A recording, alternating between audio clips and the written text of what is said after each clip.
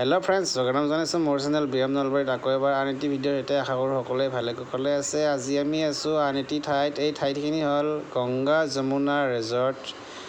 জাগৰাৰ পৰা প্ৰায় 3 কিলোমিটাৰমান আহি কিনে এইখন ৰেজৰ্ট আমি পাম। নলবাৰীৰ পৰা মোটামুটি